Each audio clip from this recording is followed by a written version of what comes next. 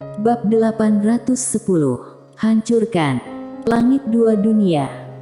Beberapa saja kemudian, beberapa cahaya pedang Tao menebas. Boom! Gerbang langit dua dunia langsung bergetar dan meledak. Selama beribu-ribu tahun yang lamanya, ini pertama kalinya ada orang yang menyerang langit dua dunia.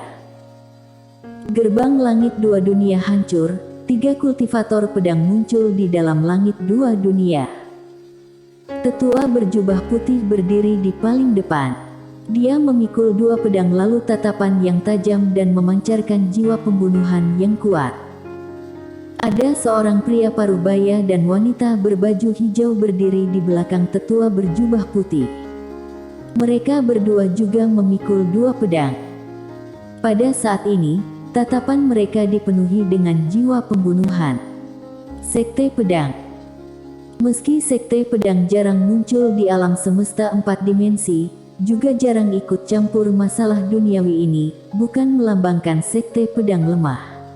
Melainkan mereka menganggap remeh alam semesta 4 dimensi ini. Oleh karena itu, mereka tidak pernah ikut campur masalah alam semesta 4 dimensi. Akan tetapi, orang Sekte Pedang dibunuh, ini adalah penghinaan terbesar bagi Sekte Pedang. Tak disangka ada orang yang berani membunuh orang Sekte Pedang. Tetua berjubah putih yang berdiri di depan langsung melihat sekitar.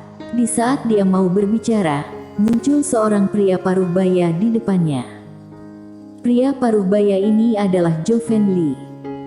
Joven Li melihat tetua berjubah putih dan tidak berbicara. Tetua berjubah putih memelototi Joven Li, "Kalian berani sekali membunuh orang Sekte Pedang." Joven Li tersenyum dan berkata, "Menangnya orang Sekte Pedang tidak boleh dibunuh." Tetua berjubah putih mengedipkan kedua matanya, lalu berteriak, "Hiat!" Wush! Sebuah pedang yang di belakang tetua berjubah putih langsung terbang keluar. Joven Li mengedipkan kedua matanya, lalu meninju. Boom! Kekuatan tinjuan yang kuat, tapi masih belum mendekati pedang sudah langsung hancur. Pedang langsung muncul di depan Joven Li. Joven Li langsung berteriak dan mengayunkan tinjuannya. Duar! Terdengar suara ledakan yang kuat, seketika Joven Li mundur ratusan meter. Pada saat baru berhenti, tubuh fisik Joven Li langsung muncul banyak luka karena energi pedang. Pada saat tetua berjubah putih ingin menyerang, langsung muncul belasan bayangan di sekelilingnya. Melihat keadaan ini, tetua berjubah putih semakin emosi, "Bunuh semua orang di langit dua dunia." Usai berkata, pedang yang ada di punggungnya juga terbang keluar. Lalu, orang yang ada di belakangnya juga mendadak menyerang. 3 lawan 13. Tetapi, tetap terlihat tangguh. Di sisi lain, Bella Yuan dan Talita hanya melihat saja dengan tenang. Beberapa saat kemudian, Bella Yuan berkata, "Sekte Pedang kuat sekali." Talita menganggukkan kepalanya. 3 orang Sekte Pedang melawan 13 orang, mereka tidak berada di bawah angin, malah ada kesempatan untuk menyerang balik. Kultivator Pedang.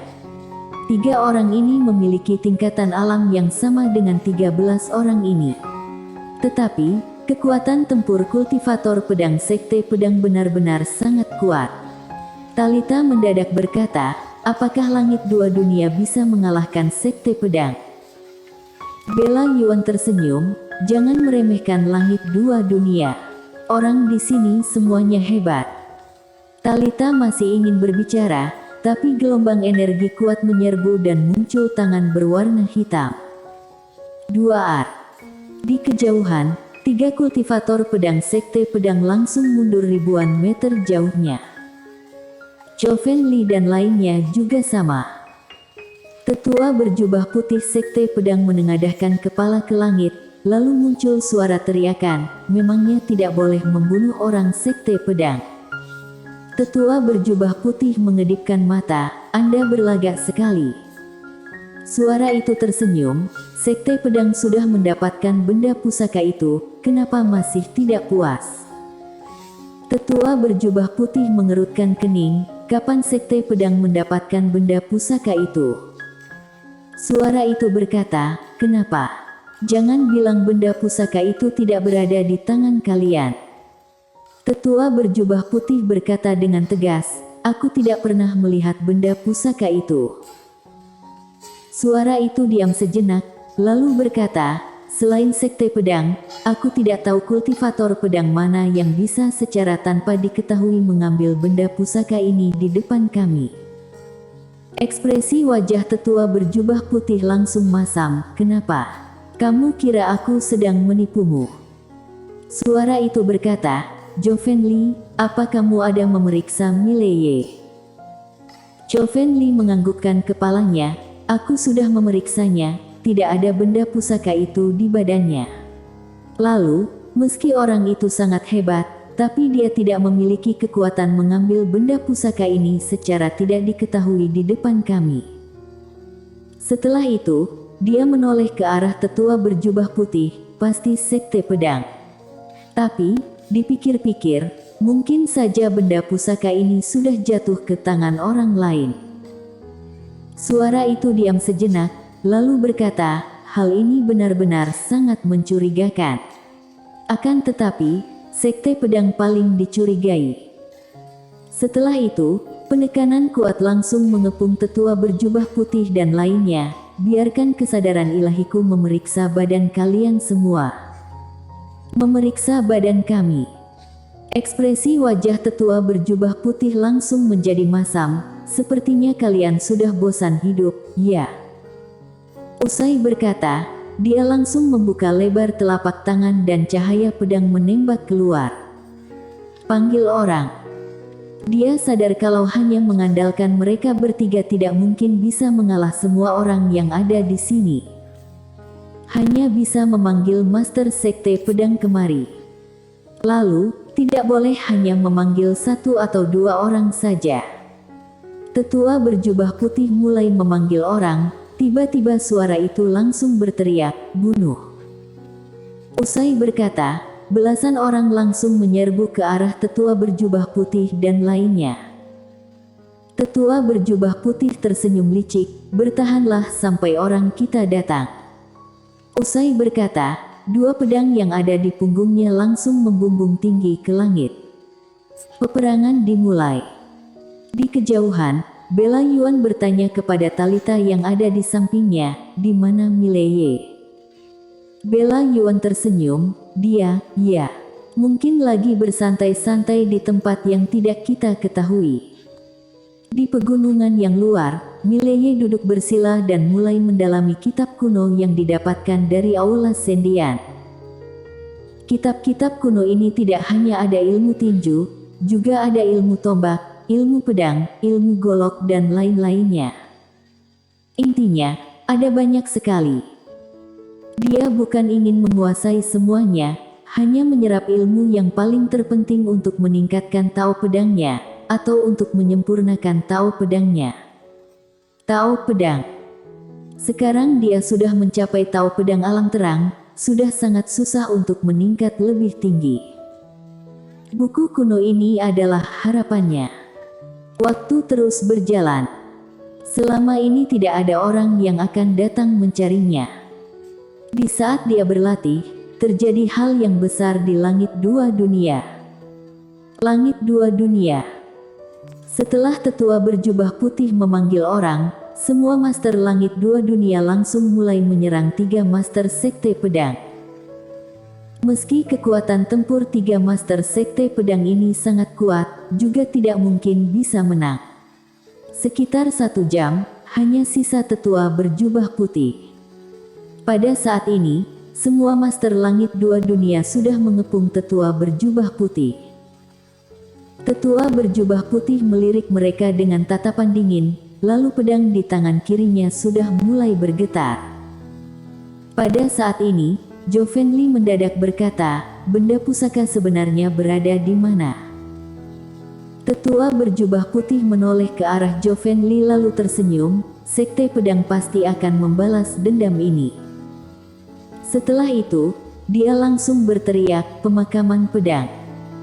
Usai berkata, pedang yang ada di tangannya langsung bergetar dan berubah menjadi cahaya pedang Tao masuk ke dalam keningnya. Boom! Seketika, cahaya pedang langsung memancar keluar dari badannya. Master yang berdiri di paling depan langsung terkena tebasan cahaya pedang, sisa master lainnya juga mundur ke belakang. Mereka mundur ribuan meter. Ruang hampa di sekitar tetua berjubah putih langsung ambruk.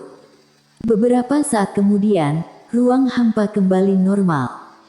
Dan tetua berjubah putih sudah tiada lagi. Ini adalah serangan terakhir dari tetua berjubah putih.